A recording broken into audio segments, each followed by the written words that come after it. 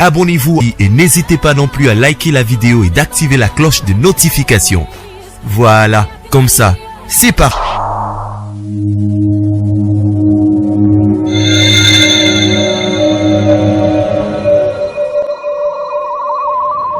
La voix du peuple, oh, la voix du peuple, oh, c'était bien, oh.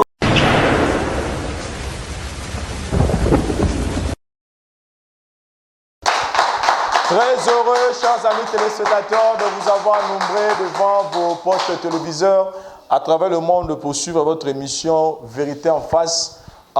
Il y a chaîne Abino, La Voix du Peuple, na bandeko bakota la biso na ngamba YouTube et puis na bandeko bakota la biso na médias traditionnels, tous abons na couleur télévision Tam Tam d'Afrique. Retrouvons-nous juste après cet élément pour démarrer notre show. Merci.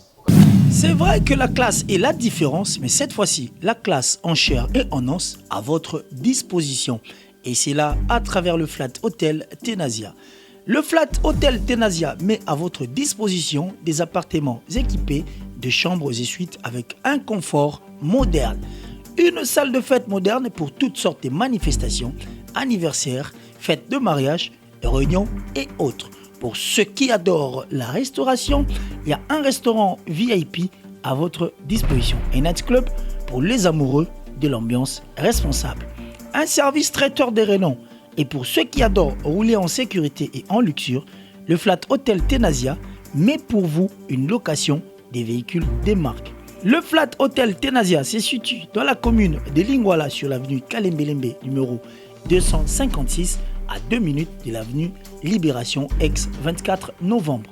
Le Flat Hotel Tenasia, la classe, la sécurité, l'assurance en chair et en os.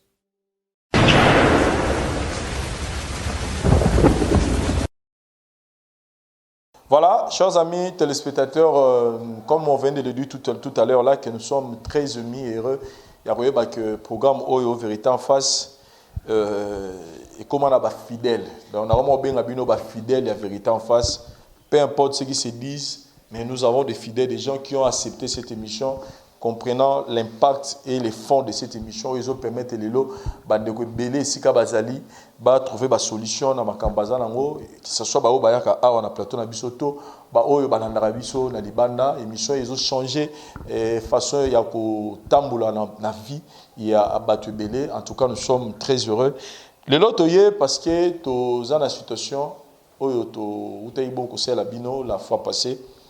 Il y a papa Nabso qui a eu beaucoup Angola, ayaki awa pour réclamer la situation il y a moins d'années. Mais c'est fait que jour en tout cas, on n'a pas pu finir cette émission. C'est pas que tu as la caméra après pour ton son raté. C'est-à-dire il y a eu vraiment une incompréhension totale et la famille a refusé totalement. Il y a coupé sa biso espace tout sur le bango.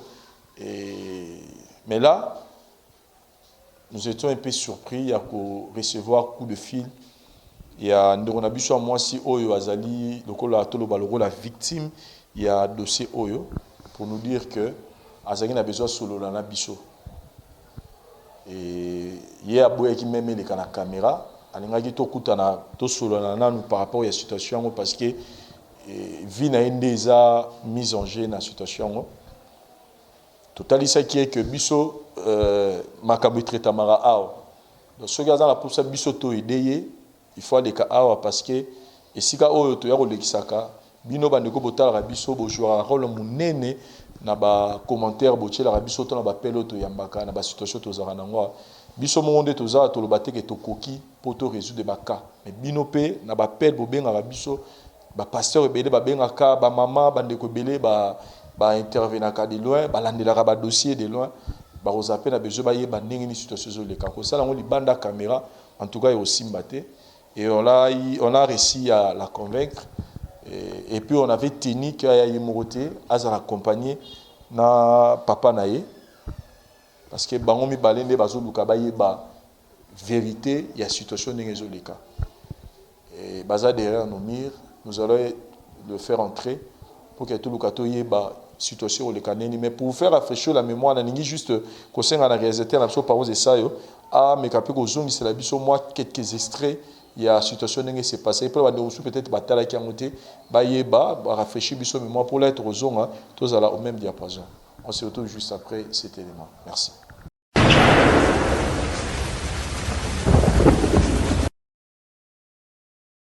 Na wangana kananga. Et par après na déplacé. Wangana zemi. Oui, effectivement. Kapo ba moyens à la guitare. Wangana ba moyens à la. Projet belé na mutu. Projet na mutu bona wangana ka. Fanny atikalaka kasi papa boyo kaye kasi te s'il vous plaît papa boyo kaye kasi s'il vous plaît te ya on a lobby te papa ya on a lobby te yo kana nous message on a fait ça to yo kaye na lobby papa nanga papa boyo kaye na nous kasi il y a lobby te papa boyo kayena nous s'il vous plaît. D'ailleurs comme malibala na hotel. Loba eloko yo zo réclamer a ezani. Yo kanga ikasite. Ndeko mobali yo kanga merci. Opozenga question kitoko kiyoti yo kanga.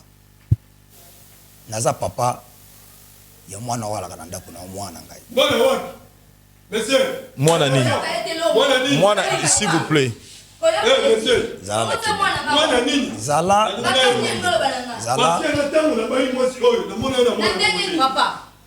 papa nafuka liboso nayebisanga mokolo nini nayebi bakakobenga mpe kombolanga te koloba mpe nayebi eloko te mama fanda oh nini osala ngai papa oyo tika na papa ta koloba te explication nini okopesa ngo letenga wapi bilemba ngo eza esika nini batémoin banani témoin nani camarade no mosi magi baninga na ngai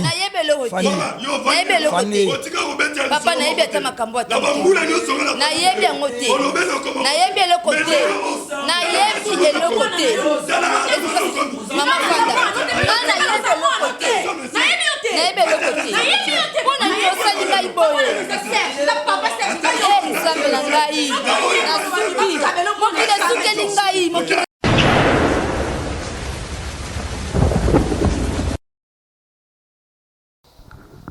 Vérité en face, oui, les émissions permettent à Bandeko, à ba secret, à likamo boye à bomba, à zomona qui est aussi mbasouté, il faut abimisango, à zomona nenga au bandate, parce que c'est tellement grave, parce que ça a des conséquences, moya ma bé ma kasi. N'hésitez pas de nous contacter, dans le numéro de Tcharanase. Nous sommes là pour vous aider par des conseils. Nous allons vous accompagner pour que cette chose s'en sortir. Bonjour papa. Bonjour papa. Toyambi bino na lisanga na biso. Toza sous surpris parce que tout solo là qui na bino déjà. Mais bandeko mingi baza un peu surpris.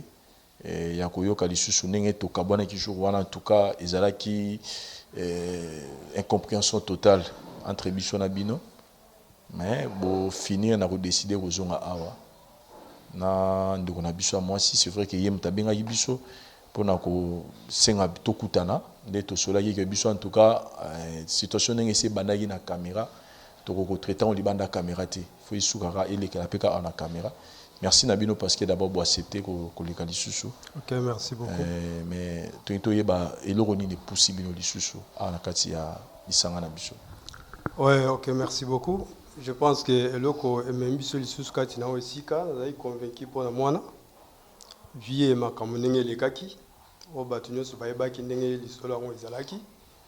Alors moana et ça là qui peut malamute. Alors et tout misa qui peut moana. C'est pourquoi il y a qui paye que solo nangai papa na ye que non papa en tout cas likamwanga na moni en vérité te et que za la malamu to qui neto ba vérité likamuninga ezali. C'est pourquoi na ko boya pe maloba mwana te parce que ngape na za posa na ba vérité ngo ninga ezali. C'est pourquoi na maloba e mwana yango moni biso to Yesu kati na o esika na mwana pona to ba vérité lisolo ngo ninga ezali. Na ngai nazo kusoma mukesima lisolo na ye azemi. Et banaka ezara nini pour ndimaka que par exemple que zazemi na pour côté mususu ya lobi que a monaka on dirait etamboli ya moi c'est qui penza malamu te on parle de sa mère, mais tout ça, moi, tout moi, une histoire pour te bander, te retrancher pour les cambo. Et pas na yo tigala ko zo maman na ma bête que moi ko tambola ma bête tout ça. Oui, effectivement, tant on a eu maman na ye, aussi vite tant to vanda ki ayelinga mukumba. Na zo ki ye, to comment ko vanda na tininga ya ko bota mwana, ay ko bota ye. Tininga boti mwana, jansi ninga vandi wana. Tininga to vanda kanaye. Après un moment donné, makambo ya ko koma. Makambo ko koma wapi? La makambo to za aussi. Makambo to za na ngo sikoyo o emembi sokati na o esika. Mais ne bovani na ye otika no koyoka no lisolo ya mabete ya mwasi na yo. Non, ti to vandi na mwasi na tika oyoka lisolo moko te muto ya ibisanga ke no mwasi na tambola kaboye atambola kaboye. Na tika la oyoka ngata. Puis azane pe na comportement malamu. Oui, to vanda ka très bien, il y a pas un problème en tout cas, on est bien. Siko na minute to apprendre les gazes sur nanda côté. Oui, na minute aza sur nanda côté par rapport il y a dossier où tayi koleka oboyibi yango. Likambo ya mwana oya MSC oya yaki ayokoloba keno ayoko réclamer mwana tango ayaki wana bo esenga keno toyeba solution likambo ndenge ezali on attend pe makambo ngo yekoleka vi ba des autres ne salamaki okendeki PC micro maman aolobi ti ayebisi biso vérité moti. Donc, nga moko nde na salle be forme ngai jamais papa moko boye akoyaka boye na age na nga oyo na yebi papa msusu après ça papa moko ayaka ko déclarer nga mbama et on a convoqué papa qui faut tozonga na nga solo na journaliste na tuna ba microbenga papa na ya ameka na ko expliquer biso likambo ndeni ni banda ki po mama olingolo ba vérité te na minto kuta za suna ndako te olingolo ba vérité te nga na loba ki faut tozonga lisusu wa to kuta na papa wana biso mbale na papa toyeba vérité ni au papa naza akusa.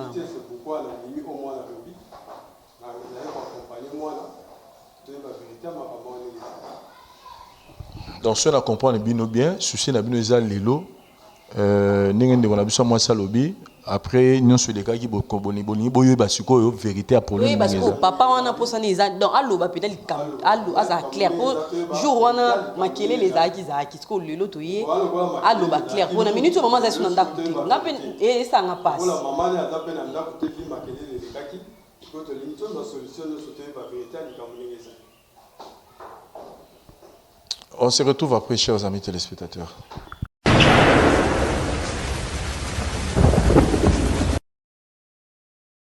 Ngai Maman Pichu Tonele, naza pharmacienne en formation, nazo œuvre dans le laboratoire CRMTA, où ils allaient centre de recherche et de production de médicaments traditionnels améliorés. Tout tient à disposition de bino ba cosmétiques, tout ça l'industrie cosmétique enrichie au collagène, ils ont traité ba tampons, ils ont traité ba rides, ils ont traité ba poche, ils ont traité ba imperfection mingi ya peau. Pour ça il a un sérum nango sous forme de masque. Tout ça l'industrie crème réparateur, ils ont réparé pour ce qu'on a un problème avec acné, boutons, mapalata, et puis qu'on sait un sérum naïe, où ils ont enrichi dans l'acide hyaluronique. Tout ça a aussi gel douche, tout ça a grand format, dans petit format, et ça a mis à paille, ils ont adouci un pot. Tout ça a aussi cheveux. Oyo ezo kolisa suki ba cheveux abîmés ba suki oyo ezo kata na pamba ba suki eza na ba teinte ezo bongisango ezo retarder repousse ya ba cheveux blancs ko sala ngona huile nango na bain d'huile toza na crème pommade toza na savon oyo ezo accompagner gamme ya ba cosmétique nyonso toza pe na ba médicaments na kati ya laboratoire CRMTA, tout la pommade Diazolex, ils allaient pommade antidouleur, ils ont traité toute forme de douleur, même la douleur rhumatismale, ma colorovimba, ils ont traité en haut. Tout la crème Borex, où ils ont uniquement pour ma papa, ils ont rallongé le système ya papa, et puis ils ont agrandi en haut. Tout la Diazostimule, où ils allaient produire ils ont traité différentes formes d'impuissance sexuelle, éjaculation précoce, dysfonctionnement érectile, faiblesse sexuelle en général, et pas ils ont traité frigidité, ils ont sous forme comprimée. Tout ça, la zinguinalis, présenté sous deux formes, comprimé à sucer, dans suppositoire, où ils ont traité différentes formes d'hémorroïdes internes et externes. Tout ça, la meilleure médecine, où ils ont traité les levures, tout ce qui est amibe, tout ce qui est maladie, kyste, il y a amibe, ils ont traité en eau sous forme de comprimé dans le sirop. Tout ça, la crème meilleure médecine, où ils ont traité tout ce qui est maladie à peau, genre d'être maladie à PC, mycose, et c'est là qu'il y a mibali, surtout, il y a sapatu, maladie, l'auto, meilleure médecine crème, ils ont traité en eau. Tout ça, la allium, il y a traité toute forme, il y a hypertension, ils ont normalisé tension, ceux qui tension est mataga, qui est normalisé, ceux qui est ramati, à normalisé, et ça à partir de aïe. Tout ça, la menga, ils ont produit anti-anémique, bateau connaissera problème et anémie, quelle que soit l'origine, menga, ils ont remonté, ils ont tonifié un peu, ils ont plus de énergie dans les autres. Voilà, ils ont gamme de produits CRMTA, laboratoire où ils ont travaillé essentiellement dans les phytomédicaments, dans les plantes médicinales. Donc, nous avons tous les produits au moment où et ça mis à partir de l'anxiété et en bon Congo. À part que si on a si côté de la bino, tous les maladies qui sont autotraités, la préparation personnalisée, myome par exemple, c'est une préparation mon corps pour permettre de réduire la dimension à myome pour faciliter le robota. Tout le monde qui si on peut se rappeler, tout le monde voilà tout traitera en couple.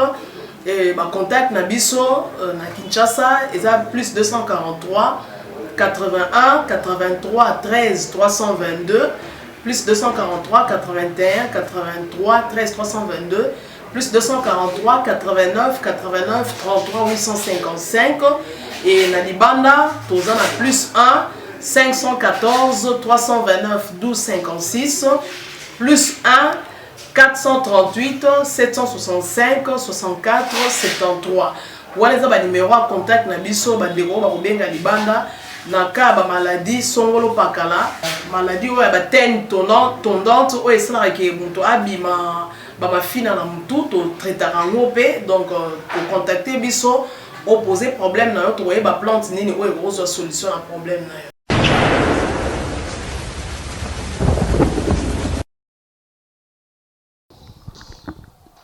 Souvent, ils appellent par rapport à conseil et à réclamation à Bino, ils doivent vraiment tenir même appel les cambou tout l'andelango parce que des fois on faisait ça aussi que bolande les camondeurs à caméra et par rapport à la suggestion de ça là, c'est ce qui nous a vraiment poussé il y a comme même cambo suko na niveau que à chaque fois qu'il y a une suite au lieu de traitant dans l'autre traitant au cas là, tout le monde préférait vraiment et les caranenge bayara ou le carabiso pour traiter des problèmes de la même manière peu évolution nango il faut bien peu boy monara n'est toujours avancer nango nenge dans la biso moi ça autour le bas qu'il fallait bailler ba ikamunenge les kaki et yango to prévenir déjà papa na biso azala na biso a na plateau lelo pour que a me relater parce que jusque là azana nous convaincu azana nous on dit quoi azana nous satisfait na problème nenge les kaki et insatisfaction na ezasu na ngamu ka été mais compé na ngambo ya ndeko na biso moi si o ba ko réclamer lelo comme Akila il y a papa na biso oteka ngola yango to ya mieux lisusu une fois de plus bonjour bonjour au matza micro bonjour bonjour voilà déjà eu situation des autres kendele oza lisusu mutu ya ko kende midi à 14h dès tout cela nous jour à l'époque le cas biso to ba ke biso to za ba experti mais to meka ko ba qu'est-ce qu'on peut faire pour que to songa likambo yo et keneti na suka et j'espère que jour nous avec un peu moi d'ici au monde que to kokagite mais to bisa ko que to tikata na temps to sambela nzamba yemineni na ko sala makambo lelo ndeko na biso moi si na papa nae parce que jusque là c'est ce que nous on sait ba yero luka biso ba lobi que bazana besoin ba yokayo parce que jour aneza qui moyen ezalaki te mais bazana besoin vraiment le ba yoko na kimia o bandela bon li kamo depuis ne bandeli ni ne leki entre yona mama nae pour que tous se retrouvent dans la situation. Voilà un peu. Merci. Je vous remercie tout d'abord l'émission. Parce que nous avons contacté avec Bino. Nous avons un micro ici. Nous avons contacté avec Bino. Nous avons contacté l'émission dans Boka Bapaya. J'avais un problème. Il y a un mot. Nous avons s'intéresser Bino le problème. Effectivement, il y a un problème. Nous avons un problème. Suivi par Salama qui a bien, dans mon équipe moi, dans mon équipe papa, dans mon équipe maman. Mais malheureusement, toi qui montais, tout. Lelo je pense que mité mais ozala okita parce que ça souci ça la katia motema na ngai. Na kozala bref, papa yokanga kimia, moi na pas yokanga kimia. Et ça histoire ils ont se daté de longtemps. Nga tikra mama bilo lazim. Effectivement, zemi wana na wanga na ngo. J'étais encore trop jeune. Wanga na ngo pona nini? OK. Nakala ba projet mike comme mibali nyota à l'époque, tu bandé ko envier poto, na ko poto na makolo, tout consommer. Quand j'ai préparé ma voyage, je suis allé à l'époque. Mais moi, je vais permettre de et na pression on a payé et c'est nga fait na longo ndena kendaka et par après côté na kendaka na fandi na sali pe vie ndenge mbalto sala la vie bon na soit que moi si mususu na moi si to fanda kinaye to so bota pété. Mais bandeko batika na Kinshasa, famille, mes camarades, chaque fois que tu bengani, baeb ça que non moi notika na Kinshasa, donc akokana nao. So que moni maman na bino effectivement yo kaka banini zemi wanga na zaka zemi nao. Koya na na Kinshasa, yango na bino, c'est un problème ça na cœur. Na ko tika ngwele ka bongote, le ko na ba séjour na Kinshasa. Na meka koluka moi. Alors na ko que directement soit la police soit na nini mais comme la landa ka émission yango na préféré na ya ndebo bengise ki maman oyo le kaki mukongo na yebi tsoki lelo peut-être situation est changée ndebo bengise nga na ye mais na za toujours kozela ka suite pour ne biki mais quelque part aux sentir par il y a culpabilité dans le dossier tu as abandonné une femme enceinte wanganize minaye au voyage au Kei oyebi kutute comment a évolué qui ba difficulté nini ta kutani nango parce que yoki kake mwana ngo abotama mwana ngo akola nde pesi au courage ya roya et otali kutute ke moi sango za na libala na ye o asi aboti pe bana mususu na mobali wana tu te dis que il faut kaka na réclamer ko pe ofana no ka kimia to lobi ke bon ou on a zara moi na mena wanga no mais pona kuluka bonheur ya moi nango na ya mama na ye oyo na sundolaka parce que na welaka ba intérêt personnel nga moko na tika bango ba fana bango na kimia. Monsieur le journaliste, na ko benga ngo question merci mais au moins la vérité blesse mais mutu nyoto yo ba bomber la vérité ce que ça vérité une fois jour à reconnaître quelqu'un na salaka on a zolo beza vérité mutu ayoki vérité ba yebisi et ka moni que ça vraie vérité akoma na joie papa na kati donc kotala papa ondenga fandi bui kumona ikaka imona kiazalo kutemakasi. Comment ça fait-il yo ozo vivre dans moi si et moi sanga yo yebsoka comme na zimi donc yo au préféra qui na au poto ou abandonner moi na o yo o yeba ki azama kila na yo o boyi ko ndimango ale lelo après 25 ans passés lelo yo ki ke moi na wa kola en vie ale o ye o yo réclamer moi bon yo ozana no mwana so na réclamer yo na réclamer te na balabala boy jamais okoki pe réclamer ngati auprès ya maman okoki pe ko réclamer ngati po ngana ebioté papa na ngai papa Serge maman na ngati ko betela na tikala ko yoka teke na zara na papa jamais zala na kimia to solo na papa zala na kimia en dépit de tout à ce que moi je sache dans la situation oyo hein papa na ngai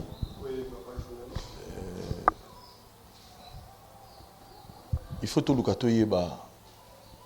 vérité parce que c'est vrai que il y a ça y est pas aux ongaté toi on va la peine à kimiaté ce qui les lots vérité y banité à aux arara contre yo pe place oza et aux agito ko makaso ye ba ke moi na oyo azani mwana nga na botité mais nga nem na bokoli azaka mwana nga to kozala rassurer que était mwana o aza pena makila nga donc bino mibale pona nga boza na position moko na yebité na ya mwasi parce que mingi to sala makambo to sala ngo na bana bazana mikie OK bazana décision moko te s'il vous plaît papa o aza pena na aussi ma micro s'il vous plaît o azane pena na décision moko te likolo ya vie na ye azo dépendre na ba responsable na ye mais yo le loza déjà une grande fille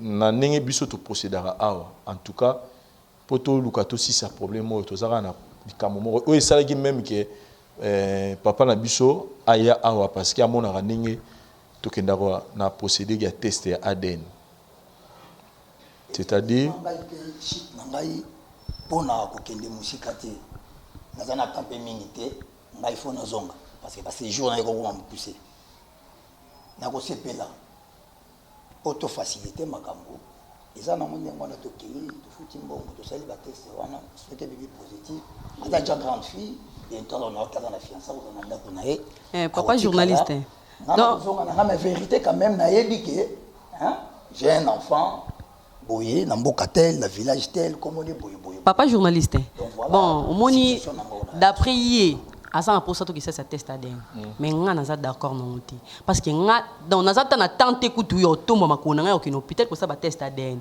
pour na yebi papa moko na vie na nga o na yebi na vie na nga ti na komi bo na yebi papa moko papa Serge naza tana ti OK ça ba test ADN pe na okende o sala nti alors pour nga ta mususu abosana ki adresse ou place ya tika e mwana na mwasi akoki luka on côté mususu donc elo nga pela na yaki ko yebise awa atika na ko mbrier atika na ko mbrier on iza ko zo mbrier vie na nga na mama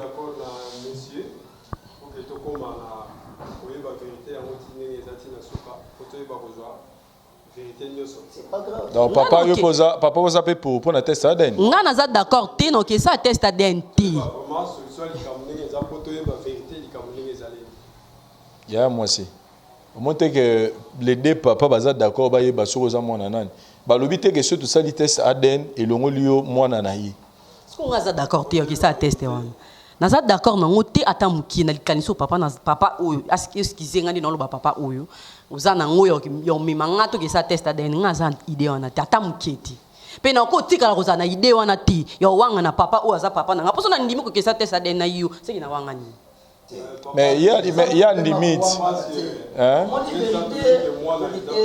fille déjà aux grande fille ce que j'allais dire moi na muke et ça va autrement aux grande fille il y a problème to yebi vérité et longa na rozo na ki na Angola le bi naza na tana yo kenanga na Angola te soko lo babongo pesa kanda naza tana te yo ke lo bana ngombe manga kenanga na Angola naza na tana te po soko zaki na poso yo zwango kenanga Angola e lo ba ki tika ina zemi olingo zwa zemi anu meme na Angola et la vérité musu na ko lo bano na miso ande ko nanga ngano ke sa test ADN te na ko kende ko sala test ADN te 1.1 no ke te no sala ngopeti ko tia ko tu idée te ki jour moko ngana ko ke sa no test ADN jamais mais jour moko te ko tiko za papa nanga j'aimerais d'abord to se calmer mukie to pesa na parole na ba pasteur to yoka na point de vue na bango et puis to lukato e bandé to aussi ça dossier o parce que moi je pense que ça la test ADN aussi c'est ce problème o on se retrouve juste après merci.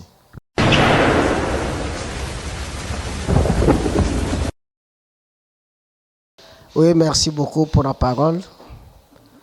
Nalingi na loba mukeka pona bande kona biso surtout bayaka ko réclamer zeminanga mwana wana ezaki boy place bandeli na place moi sona nyokwa na libala mususa yekozwa na place ba Sophie mwana koli ataki ba classe papa azalaki te surtout bande kona biso ba pesa ka basango mwana wana za textuel makaka mama na biso okenda na savon combien de fois kotikla mwana za textuel mwana kona mama na biso ata pampex apamba oyo okenda nango mukolo nini po mwana wana aza textuel mama na biso totika ba aventure ko on s'assume na ba acte nyonso topozaka elandaka biso lobi tango pose acte ya mabe ko réparer yango ko kanisa te ezalaka facile peut-être que le bango après na émission ya suka to bondana no sek na biso andi babasa la test ADN parce que na minute mbutu ekoti o alobi ayebisanga ke zemeza ya yo papa kotoyo bamemele mukumba azumosi achena ndako alakisi ki responsable na ye ki responsabilité na ye que non nga mosa memeli nga mukumba na kobakisa mukumba te na vanda na mwasi.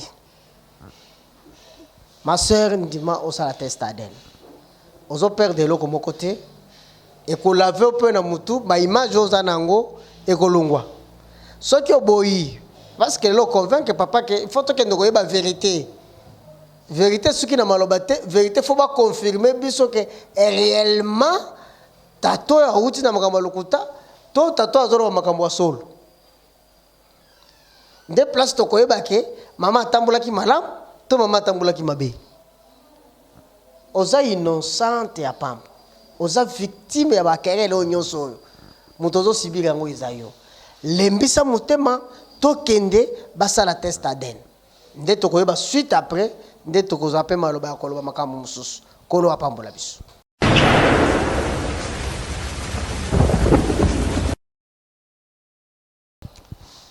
Merci beaucoup bandeko na ngai na pamboli na nzambe na imilito bozanango ya kuluka biso susu mukolo lelo parce que balobi esika problème eza esika opeka ka solution ezomaka problème yaka na nzela batu solution pe yaka kaka na nzela batu.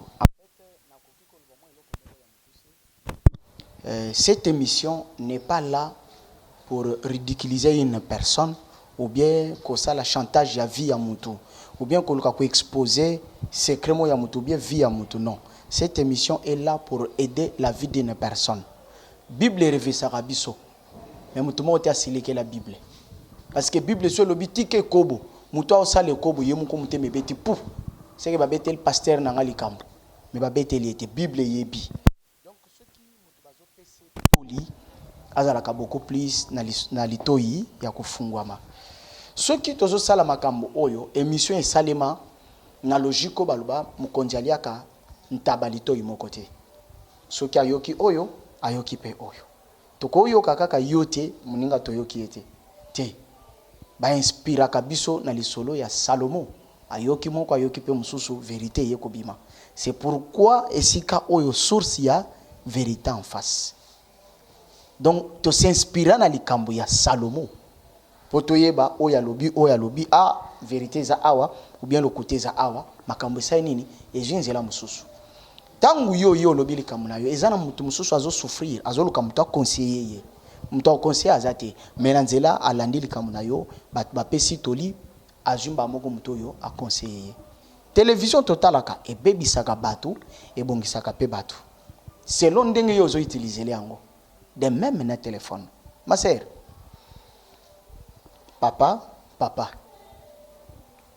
Papa uti musika aye par rapport à oya yokaki na oya moni na oya tikaki papa za pembeni oya botiyo abokoliyo akomisio oyo za yepe azana oyo ya moni oya yoki na oya zo vivre ceux qui bango mibali baza d'accord pour na likambo moko tu as raison.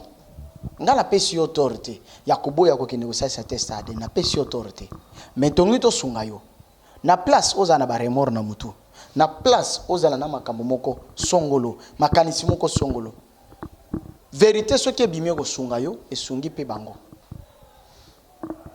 parfois na minute oyo ndenge désordre de côté ou bien boyo kanisa entre papa na maman vérité bimi ki yoza papa na ye mwana na ye omonite ke ambiance zongi susu na famille que ndenge boza boye mama et pai subitement bozala ki bien surtout na ba période oyo eza ba période famille ezala ke sika moko mais bino na mnicho famille ze sika moko te ambiance nini boza na période ba fête oyo ambiance balongeza te pourquoi parce que problème moko eye ekoti kati na ndako to luka solution tokoki ko luka tozana miso tata na likolo azana ngote biso nzamba pesi mayele na munganga pona ko dévoiler que ya solo azaya ye ya solo azaya yete permettre biso to supplier yo kozala na décision moko farouche te akoloba ke non ozana raison na pesi autorité mais tozo supplier yo osunga biso na biso na ba papa mibale to ba vérité po kimia ekota kati na famille na bino biso susi na biso eza mama zonga na ndako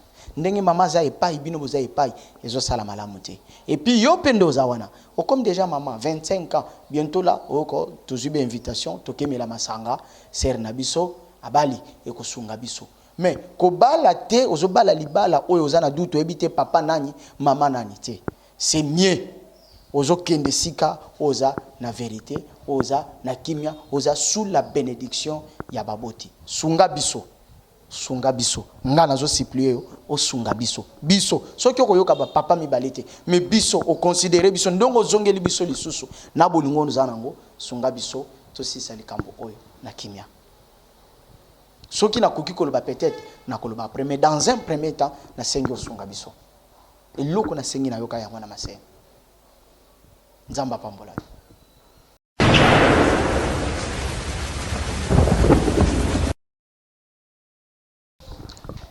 Merci beaucoup, chers amis téléspectateurs, et merci de l'intervention.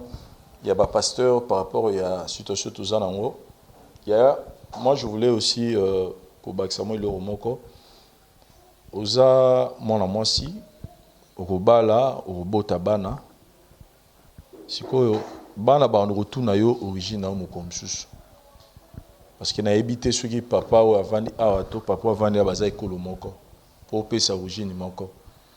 Au ça no que non, nazana papa na ngai o na yebi mais papa mora bimara na yeba répéter.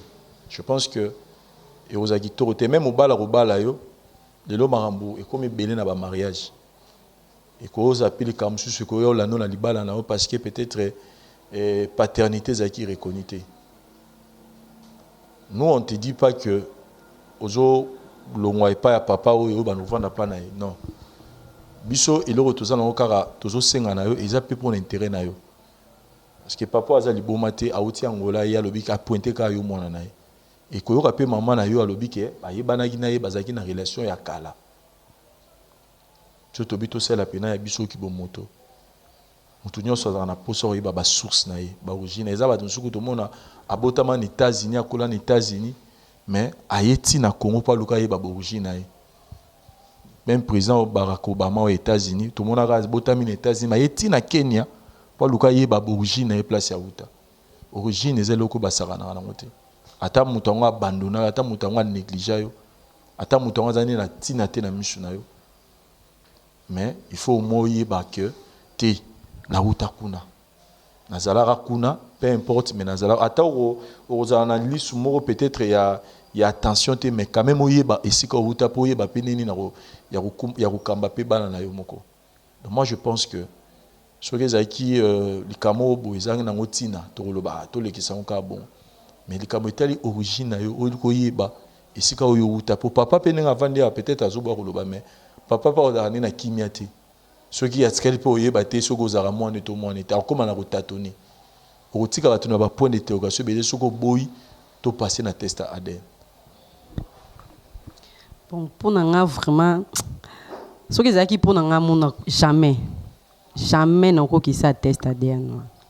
Izaka pour non ki ba pasteur ndi ba lobby na pe journaliste ndi naza d'accord yo ki sa test wana. Mais na yebisa papa Malim zela ma fille, non ma fille.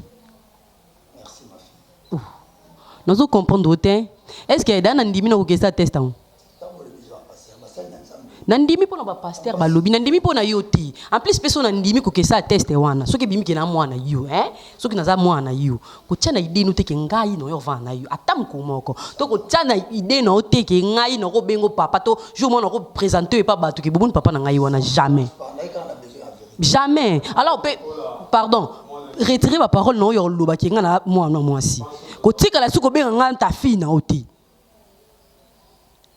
Po na za moi si te.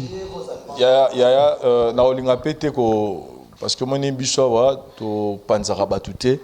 Je n'aimerais pas entrer trop en profondeur dans la décision et puis papa non c'est moi qui m'a parce que il faut comprendre que tu avais abandonné une grossesse. Et puis on ne sait pas ce qui peut avoir moi parce que maman il peut représenter et pas à papa. Donc on ne sait plus là où il faut se situer. Je pense que test ADN est aider bicho.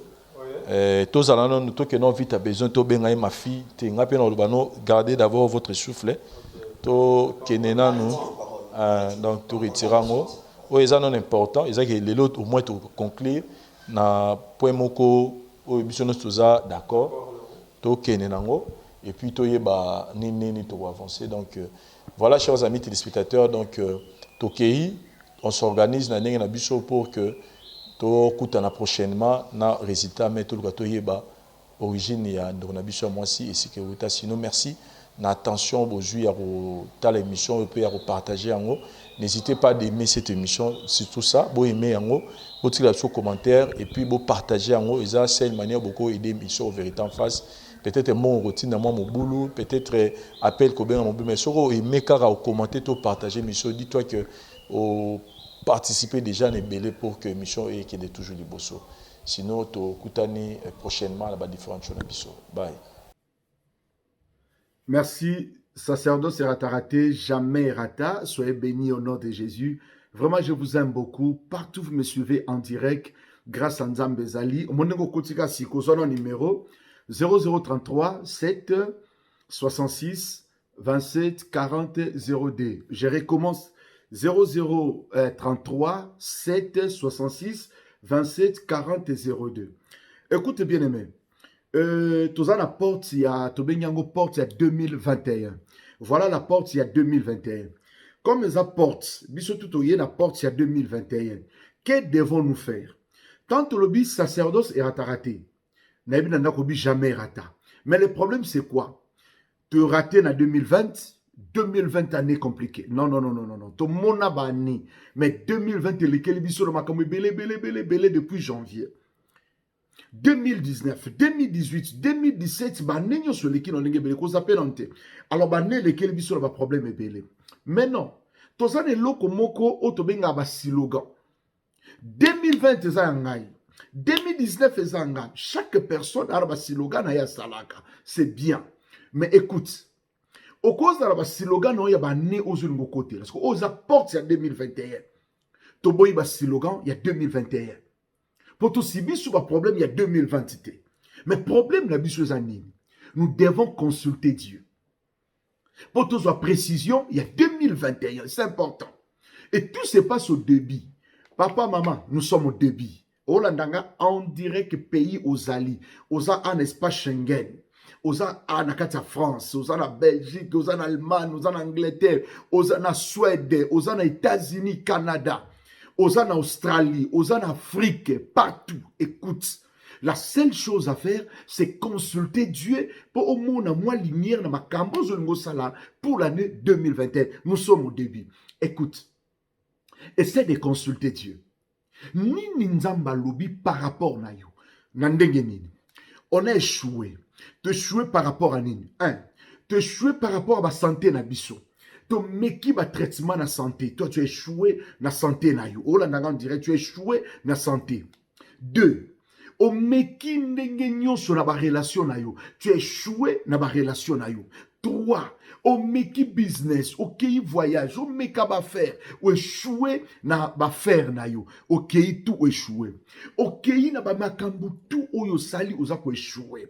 Ok, il n'y a pas de problème. Mais comme échoué, on appelle ça 2 Chroniques 20-20. Bible bini na 2 Chroniques 20-20. Donc, il est rapide, que vous appelez en s'il te plaît. Na ebozo landa makamu susu, makamu le kelabiso yo, o landa ngome, yo kana muke avant aux appels. C'est quoi 2 Chroniques le Bible? Na tongo taba okini ne deba ki tel me belé. Mais prophète a tellement dit, bande quoi Jérusalem. Et l'autre beaucoup kosala.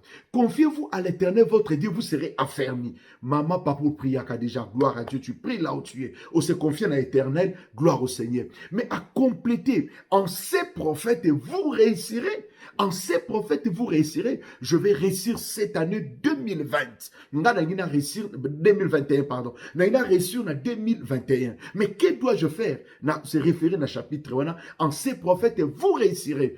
Ok, gloire au Seigneur. En ces prophètes, vous réussirez. Je vous donne ces numéros. Essayez d'appeler 0033 7 66 27 40 0D. Au moment où vous avez un minute, le bas prophète, Je vais expérimenter ton Dieu pour cette année 2021. Nalandako plusieurs fois maintenant sur occasion au bengaote. Mais maintenant na zui occasion au bengayo. Prophète, je vais consulter ton Dieu. Ton Dieu me visite par rapport au point où ils ont dérangé biso na minute oyo. Que Dieu soit loué. Na bino boza na France. Écoutez, maison du sacerdoce na minute tout ça a na katia France na Paris. Zo adresse oyo. Ndenge kaka ozo adresse na peso numéro oyo koya. Ozuka numéro to na Saint-Denis. Toza na Saint-Denis.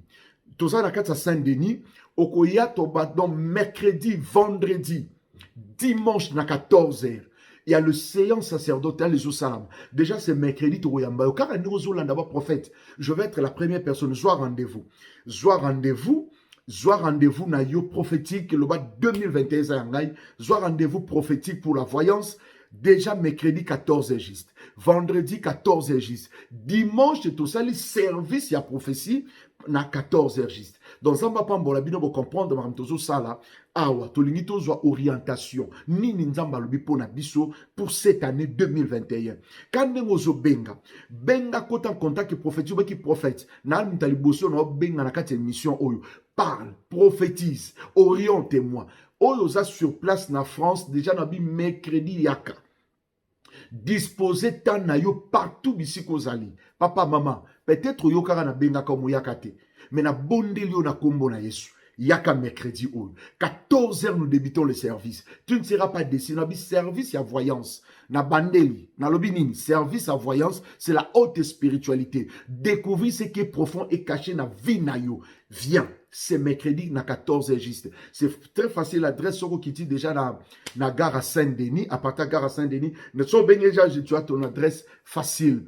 Et Zamba Pambo, la binonio sobisika bozali, déjà mercredi ou tozana, vendredi tozali, dimanche tozali. Et c'est vraiment important. Zamba Pambo la binonio. Mais je ne pouvais pas clôturer sans donner ces petits conseils. Écoutez, tata na place à kendaki wanganaki. Au moins faire wangana. Retourne à Osaka na problème. C'est ça un petit conseil. Ouanganaki, moi sur Wangani Zemi. Mais maman wana place à Tikalina Zemi na pas si pe na motema, pas si na motema na yewana. Suko pas na motema na boti. A présenter la mutumu. Suko yo place au kenda ko échouer. Oye siko pour kende ko récupérer. Et ça un peu compliqué, mais il n'y a pas de problème. Étant pasteur, tu viens de te la main.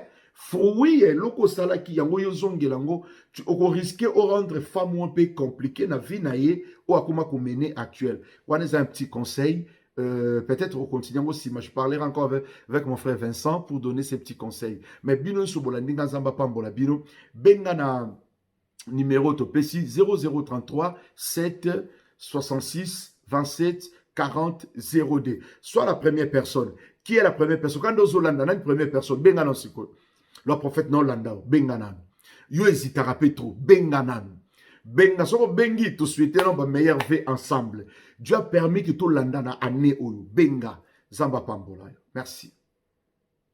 Ba braza, oyi ba fona kana Brazzavillois, bana Congo Brazzaville, balobi makamto lukaki yango yo eye. Na oti ba soko libinja pelenga baso ti ana yawa na libinja ba soko. La pace signore, soki bomoni mobikisi kuimba, yango ela kisaka nini? Ela kisaka tata, na bamoze na yayananga basabona awa. Sika pona kotala bémission ba télé-réalité nyonso etali culture ya Congo Brazzaville s'abonner massivement na C-Star Love News TV. C-Star Love News TV. Chaîne à kotala. C-Star Love News TV. Yango ezali chaîne oyo tata na bamoze na yayananga basabona awa. Ba théâtre ya solo, ba film ya solo, ba gag ya solo, ba théâtre ya solo, ba télé-réalité ya solo, ba ngweso ya solo. Ya yemoko Mama Kumba Star Christella amemeli biso makambasika. Oh, c'est ça la Nouvelle TV Kati. Kata kata bao bao bao bao. Oh kata kata bao bao bao bao. Ezali langwelo ko ya pasité. Kaka na lisapi oyo yo lembulela kasupu. Kaka na lisapi oyo yo lakisa kabaninga okokota nango na YouTube.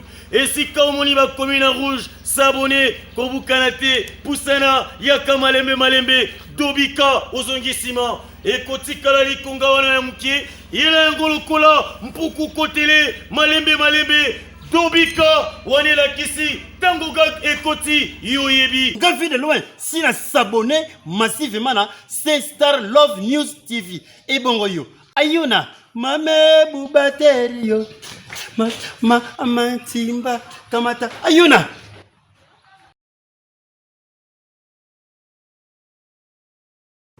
Pour bien passer vos séjours à Wanakati à Congo, et particulièrement à Kinshasa, vous avez besoin de très souvent de Kitoko, il y a un app de Kitoko, pour les répondre à la confort et à la qualité de notre. Nous sommes tous se souvenir de la Flat Hotel. Tenazia, où ils sont situés sur l'avenue Kalemele, BD 156, dans la commune de Lingwala. Vous avez apprécié, pour apprécier le niveau, il y a qualité et confort, mais au Sénégal, il y a un moment qui pour la prix. Voilà qu'on vient de penser à vous. Un grand promo pour la bande de tout aux autres Talibanda, spécial promo, une grande réduction, Flat Hotel Tenazia au Sala, 50% de réduction. En tout cas, pour la prix, vous mettez tout ça, vous pouvez numéro de GNC. Appelez-nous, vous serez vraiment satisfait, dans le confort et le prix que je vais vous donner au foot à la temps au Sala par jour, en tout cas, vous allez très heureux à vous. Appelez à ces numéros de GNC, vous allez bien servir. La qualité et le confort de l'Ozu Congo et Bazobe Mona Congo et à Flat Hotel Tenazia. Ici, il y a la qualité et le confort. C'est-à-dire vous avez la télé, vous avez un exemple dans la et mon salon, il y a la cuisine, dans le format, il y a chambre, salon, cuisine, salle de bain. Et ils ont la primo reçu, la télévision. N'hésitez pas, appelez-nous, et puis n'hésitez pas, faites vite parce que plus haut au tien, en tout cas, il faut faire vite pour réserver parce que qui m'a déjà vous réserver. Donc, il y a des occasions, vous avez déjà un programme de voyage, appelez vite pour réserver parce qu'ici, il y a le courant en permanence, il y a l'eau. Et dans le tout ce qu'il faut. Donc, quand vous êtes ici à l'intérieur des Tenazia, c'est comme si vous êtes en Europe. Donc, appelez vite dans ce numéro. Topez ça au prix à promo. Spécial promo, Flat Hotel Tenazia. Après avoir passé 8h, 16h, 12h de vol, vous avez besoin de bien vous reposer. Voilà. Mais tout y a qui toko au Flat Hotel Tenazia est rendu disponible pour la vidéo pour que vous puissiez bien vous reposer. Et tant que Kindaka, mes arabes, qui chassent à moi, aux opinions, Tambouli, nous avons aussi besoin de vraiment de bien vous reposer. C'est la raison pour laquelle Flat Hotel Tenazia est réservé numéro à Hitoko. Donc là où j'étais, Zaki Salon, tout Tambouli, tout cuisine, tout Koutinakati, il y a chambre d'eau. Tout est bien équipé pour que vous passiez vraiment en vacances au Hitoko. Et le message spécial, tout ça, c'est la promotion, promotion, une réduction à 50%. Pour y avoir plus à 50%, n'hésitez pas, appelez seulement le numéro de GNC pour y avoir spécial promo et banner la publicité au Lelo. Dis-toi que promotion peut banner Lelo. Donc on a réduit le prix pour que yo, nous tous autres vous avez besoin de passer un moment bien à Kinshasa, dans lequel il y a bien où vous se retrouver. On a pris à mon quai, mais confort et bien. Une précision. Nous avons 3 formats à la Flat Hotel Tenazia. Nous avons un format où il y a chambre, cuisine, salle de bain. Dans la chambre, il y a salon, vous avez la cuisine, vous avez la salle de bain, pièce à côté. Et puis, vous avez le format, il y a chambre, salon, cuisine, salle de bain. C'est-à-dire, salon, ils ont juste un fauteuil, format, et puis chambre, couleur, vous avez un panneau, vous avez la salle de bain, puis vous avez la chambre, et puis cuisine, puis ils ont. Et puis, troisième format, il y a 3 chambres, salon, cuisine, salle de bain. Et ça, vous pouvez juste nous contacter parce que tout ça là, c'est spécial pour nous.